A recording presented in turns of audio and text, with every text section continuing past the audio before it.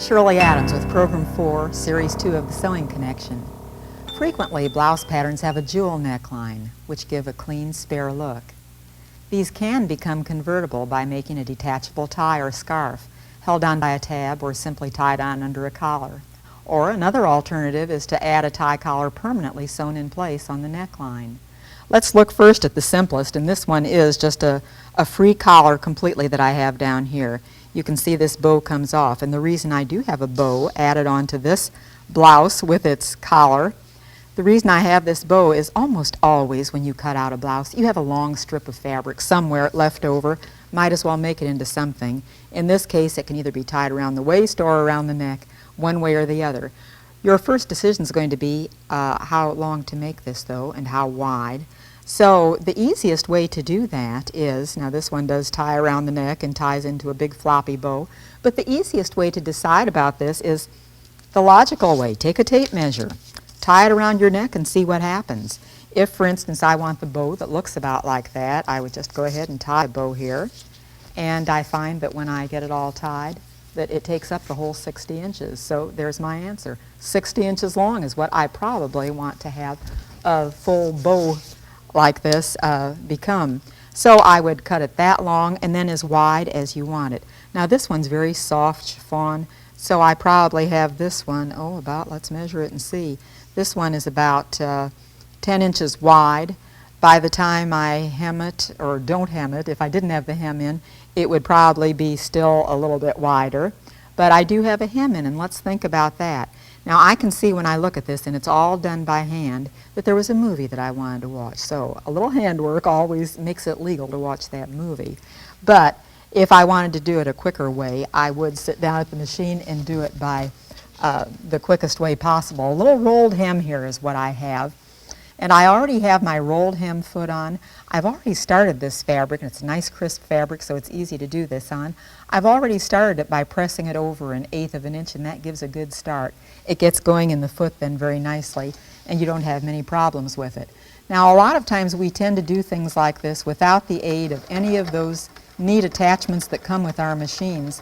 But as long as the machines have that, as long as they're equipped to do this, it makes a lot of sense to just go ahead and use that instead of trying to do it yourself. And you can see this does come out. It's rolled around twice by the use of that foot, and it does come out a nice even little rolled hem. I have, of course, done it with a contrasting thread just so you can see more easily what it looks like on both sides. But it does come out looking very nice, very uniform, and you probably couldn't get it that straight or do it that well without the aid of that foot. So go through those presser feet you have and make sure that you use the proper one for the job. Now we could also do this with the serger if we wanted to by making a little rolled hem, and I'll just do that here. Now I've already changed this foot also because for regular serging, for just completing the edge or whatever it is that you want to do, we have this foot on, but I've already taken that off and I have it set now for a rolled hem with a rolled hem foot on. And what that means is that we're going to just leave the needle thread on normal, but we're going to decrease the tension on the upper looper and we're going to increase the tension on the lower looper. And in doing that, it'll pull the fabric around and make that rolled hem. So another very easy way to go, just letting the machine work for you instead of taking all that time to do it by hand. And I started this out a little bit crooked, but the machine doesn't even mind. It's still doing a fine job on it. And so just chain off a little bit here. But you can see it has rolled all that around. It has turned the fabric over and a couple of times, and so it very nicely finishes. Of course, when you do this, you would use the same color thread, so it would look just wonderful when you're finished. It also might be a good place when you do these little rolled hems to think about a softer thread, some of the woolly nylon types of threads, something that gives a little softer look instead of a heavy thread on it. Okay, so that's one way you can do it, just by so easily finishing the edges by either of those machines, the serger or the regular sewing machine. There's another little operation that you might do a bow with or to do a tie collar with, and that's this one. Now on this I have chosen to not have a self fabric. Actually, I did have a self fabric. I lost it somewhere along my travels, I think, as I was doing live seminars. So what I have tucked in here is a scarf. And notice what I've done is simply put a tab on this blouse. And by putting this tab on, you can tuck a scarf in very nicely. If I don't have a scarf there at all, if I just wear it with the tab down, that's all right too. It looks like it's part of it. Actually, it's just a continuation of the tab or the band that comes up the front of the blouse, and then it's folded over and finished in this way, tacked down there slightly so that it will hold in place, and you can, if you want to, tuck a scarf under it, but it holds there nicely. So this is another type. Let's see how to make that tab. And I'll just sit down here again at the machine then. And to do the tab, I'm going to change back to the original foot, the general purpose foot on this, and take off the rolled hem foot. I'll just put it down here on the table. So I said I was going to use the multi-purpose foot. I have a straight stitch foot here instead, which is just fine. It won't make a bit of difference. And to make that tab, I've cut a little piece of fabric, and that fabric is, it looks like about 4 inches long, 4.5 inches long, and it's about 3 inches wide. There's no magic formula here. I simply cut a little piece of fabric is all I did. And you're going to put right sides together to make that tab. And I'll then just make a little narrow edge as I stitch this. So I'm just using really less than the width of the presser foot to stitch it. And then I might just stitch right off the edge here and make a tab that has both ends free. And if that's the case, you might put this over, a wooden spoon handle would work just about right. It would just about fit in there. And if I had a wooden spoon handle inside of there about the size of my finger, I could then press this seam open nicely. I can probably finger press this because it is a crisp fabric. So let's do that. And as soon as it's pressed, then I can turn it right side out. And with it turned right side out, I have a tab. All I need to turn it right side out is that wooden spoon handle I was talking about. I can't turn it really. My finger isn't quite long enough. Fast turn, any kind of a gadget would do this nicely. But anyway, turn it right side out, and when you have it right side out with the seam on the back side, then you attach it in whatever way you want to so that you will have this little tab on your blouse. So this made one just about the same as the one that I had on that pale lavender blouse a minute ago. So another little simple thing you can do to make a tie. Now this one is actually attached to the blouse that I have up here. And here again, with this one attached and tied in a bow in front, this would be thinking, how long do I want it? So that would be tying the tape measure around to see exactly how long a bow, and I'm sure without measuring it, this one is 60 inches. Now, anytime you tie a bow on like this, there's something you have to be thinking about, and that is where this is stitched, how it's stitched, how far it's stitched in particular. Because if you stitch this way out to the edge of the fabric, there's no way you're going to tie a bow. It won't work. It won't even work if you stitch as far as the center front, which is where this buttonhole is. This is the center front, of course, where a buttonhole always occurs. And if I would stitch the tie bow on that far, you couldn't tie a bow. You must have that open space here, and that space should be at least an inch. Closer to 1.5 inches is going to work easier for you. So as you put your tie on and pin it and stitch it around there, make sure that you stop short of that center front, 1/2 inch or a little bit more than that. Let me show you a couple of others, and then I'll show you how you can put that bow on, how you can actually stitch the tie on. Another type besides this, now this blouse buttons in front, so this works out quite well to have that bow right there in front. Of course, that's where the opening is, so that's where it must be. Here's one that's a little bit different in that this one opens in back. And so because of that back opening, what happens with this scarf, this tie collar, is that it does start here in the front, and it stitches around until it comes to the back. And then in back there is a button there, so it can button and buttonhole. But then this tie crosses over in back, and it comes back around to the front and just sort of loops over, kind of an ascot look. So this is another simple one. But as far as figuring out how long this has to be, I would do the very same thing. Simply take the tape measure, start it in front, take it around the back and back to the front, and loop it over to see how much that is. It's a little bit less. Now sometimes the collar that you design for this might depend on how much fabric you have. So if you have a small amount, it might be just a loop over instead of a big bow on it. But this is appropriate because it buttons in back. I have another one here that buttons in back, and this one I used a very small amount of fabric for two reasons. Possibly because I didn't have a whole lot left over, I'm not sure. But the main reason is because this is a challis. This is a heavier fabric, and because it's heavy, I didn't want a whole lot of fabric going into a bow or a tie of any sort. I wanted this to be a smaller one so that the small or the heavier fabric doesn't just overpower what I have there. So this one also, buttons in back. This little tie collar starts in the front, comes around the back, and notice again I have that big opening so that there's room for the knot. This one's about a 2-inch opening. I left a bigger one here because it is a heavier fabric, so that would mean it needs a bigger knot, it needs a bigger opening, so that's why it stops so much short of the center there. So here's another one. Now in order to put these on, I have this blouse that just has the jewel neckline that I talked about right at the first. Nothing there at all, just a faced neckline. And with the extra scrap of fabric I have, I did make a scarf.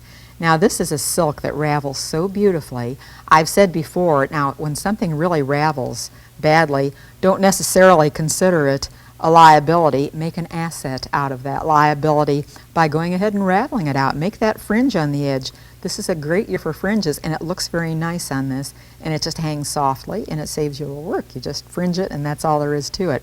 So that's easy.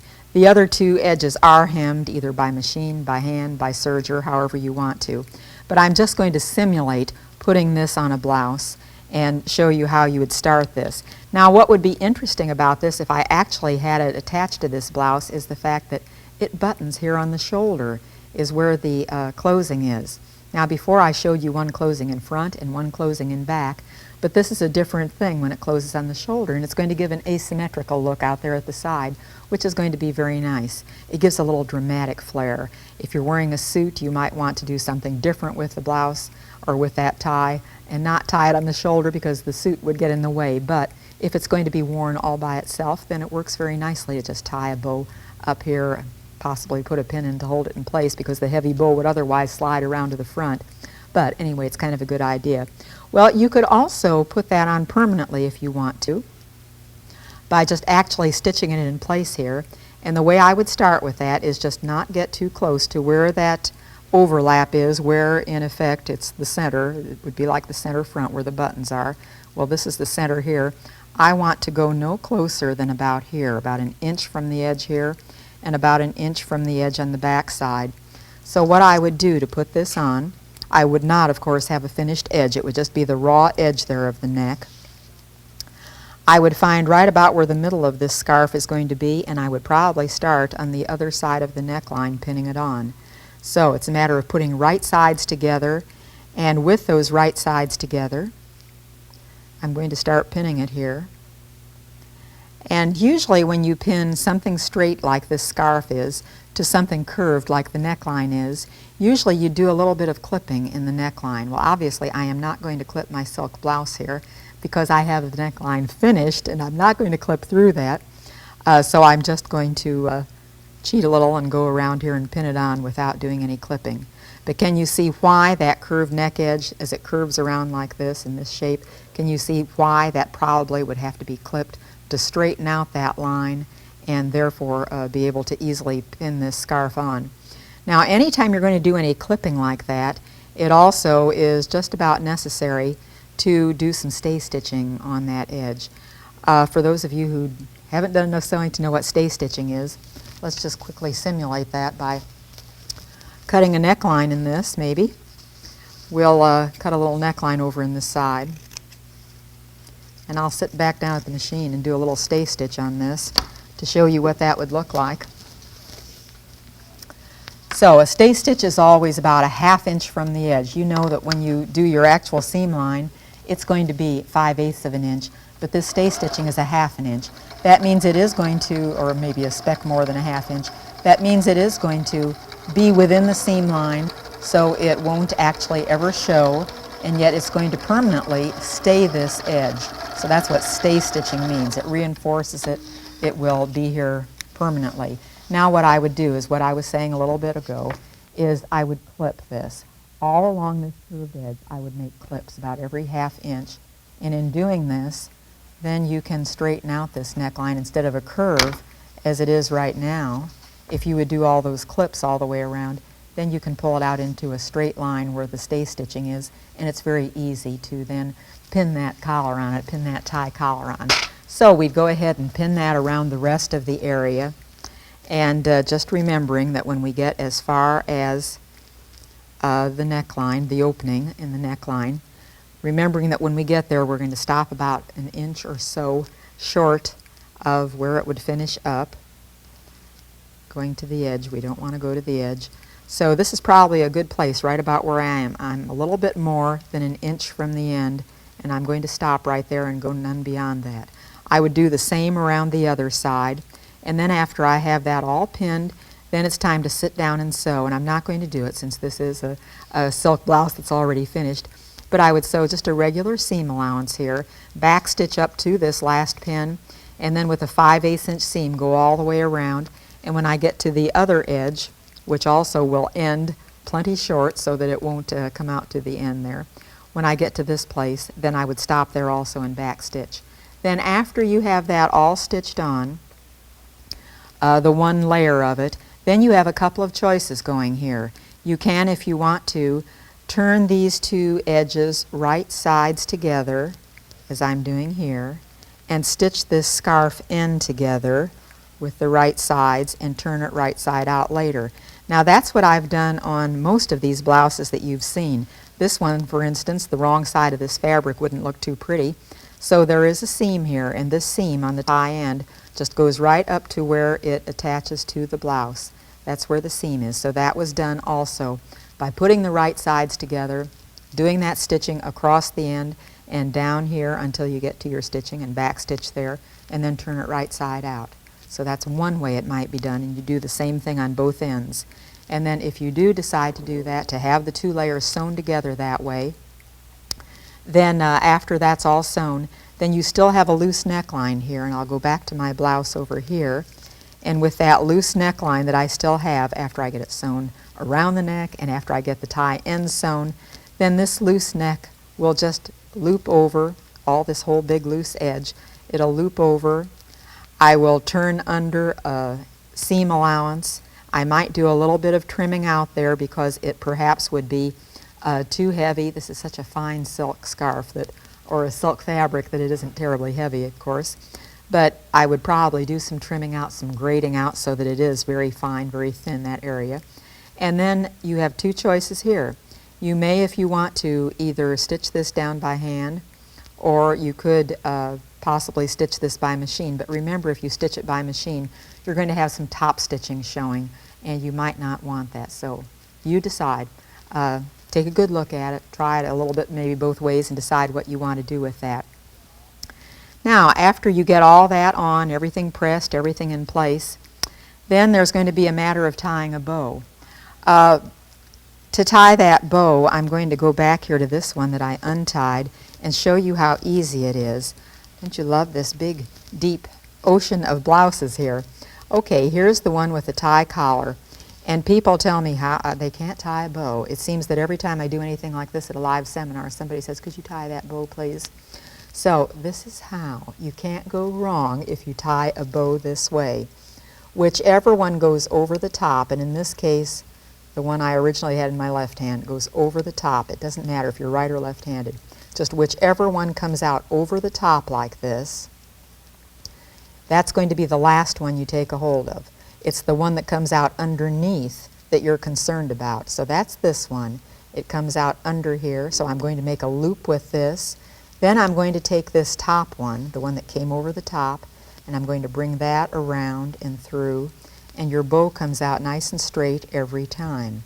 Now, why some of you turn out with it always crooked, always going at an angle, is because you just do it backwards. You end up using the under one to finish off tying the bow. Just remember, if it's always the upper one that comes around, it's going to come out nice and straight and you won't have a problem at all. I've cheated a little bit more on the blouse that I'm wearing. On this one, I don't actually have a bow tied. Now this is another little trick you can do with a tab if you can't tie a good bow. So what I've done here is I've put a little tab at the top, And I just have my collar that's stitched on both sides up to, and it has that opening there, that at least an inch there. The finer, the thinner the fabric, the smaller the opening needs to be, but at least an inch. And so what I can do then with this tab is simply slide 2 fingers through and get a hold of one end of the scarf and pull it through over this way, and slide the other 2 fingers through and get a hold of that scarf and pull it through the other way. And do you find that easier? If you find tying a bow just impossible, remember to make a tab and you won't have a problem with it. So okay, here's how this tab goes. Now also, I've noticed at every seminar that I do anything about tie collars, somebody always asks, what's the grain line going to be? You can cut it on a grain other than straight, but typically you'd cut it on the straight grain, with the straight grain of the fabric going down the length of the tie. And the reason for this is because that is for the greatest economy of fabric, because typically you would have on this, when you cut out a blouse, typically you would have a long strip of fabric left over, so that would be an easy thing to do with it. Now you can also do it on the crosswise, and sometimes if you do it crosswise, the fabric is softer that way. And so that's not a bad idea. That does mean that if you're going to add a tie collar to your blouse, you're going to have to buy a little extra yardage depending on how wide you want it. It can be any width, of course, but think of that when you buy it. Ordinarily, when I make any kind of a long sleeve blouse, as I'm in the store, I really don't know. I just know I want that fabric, and I'm going to make a long sleeve blouse out of it. So I ordinarily just buy 2 1/4 yards, and it'll take me any direction I want to go. If I know for certain that I'm going to do something extra, I might buy a little bit extra, but ordinarily 2 1/4 yards would both make the blouse and a tie if I wanted to put that on. There would be that long a scrap. Now, some people would prefer to cut this on the bias, and remember what happens if you cut it on the bias. You're going to have a lot of extra fabric. It's not just using a scrap. You will actually have to cut out or buy an extra yard, possibly more than that, if you want to cut this on the bias. For example, the one that I still have here on the rack has been cut on the bias, and in case you didn't realize it, this blouse is the same one that I'm wearing. They are the very same pattern. They look completely different because of the different fabrics used. This one is very crisp. It's a taffeta. It rustles. It makes all this noise, but because it's so crisp, I chose in this one to do a few different things. For one thing, on the sleeves, I put these little pleats here because that seemed to work out best with this crisp fabric. On the one that I'm wearing, I instead put little gathers there because on a soft fabric, gathers go in so nicely and the pleats wouldn't have worked quite as well. So the gathers are good in the soft fabric there. It drapes well. It drapes very nicely. But also notice this collar here. What's interesting about it, this tie collar, and this is exactly the way the blouse pattern had it. I did no changing here at all. But it was cut, as I said, on the bias. And as I remember, it's possibly about a 60-inch piece. So I'm just going to measure that to make sure. And with this going around the neck here and out to the edge, and then it loops back again, it is about 55 inches, so practically 60 inches. Picture 60 inches cut, not on the straight, not just a scrap of the fabric, but on the bias. Also, notice how wide this is. It's exactly, in fact, 7.5 inches wide. That means originally it was twice that, or 14 inches wide, plus seam allowances. It was a little over 15 inches wide. So if you can picture a strip of bias fabric that's cut that wide, that was about 15 inches wide and 55 inches long, that takes a lot of fabric. So it's going to be at least 1.5 yards extra, maybe more. You figure it out. I'm not figuring just now, but it's going to take a lot of extra. So plan on it if you're going to do a bias. So possibly, or undoubtedly, this is the reason why we usually just do a straight grain when we do tie collars rather than buy all this extra fabric. Now, the fabric shops will be glad to sell it to you. They won't mind a bit if you decide to do it on the bias. It worked out much better on the bias for this particular one because it is such crisp fabric, and it would be so stiff done on the straight that on the bias, the softest way, is a little bit better. What I did with this one is sew it on, as I've told you before, in the usual way, leaving that big opening right here at the center. And then after that was sewn on, and it just had long ties coming out to the edge, the same as I showed you on that blouse, or one of them, but it had the long tie with the right side sewn together and turned inside out. And then after it was done like that, then it loops back here in place, and you can see how it loops back right here, and that's just whipped down by hand. So this is something completely different. All you can do with it then to tie it is just do one very simple knot, and this is all that there will be room for. So I'm going to let you tie it alone. I'll keep tying it while I'm talking, I guess. So consider tying one on for a soft touch. Next time we'll have a real soft touch. Let's turn our thoughts to home deck and make some pillows. Come join me then.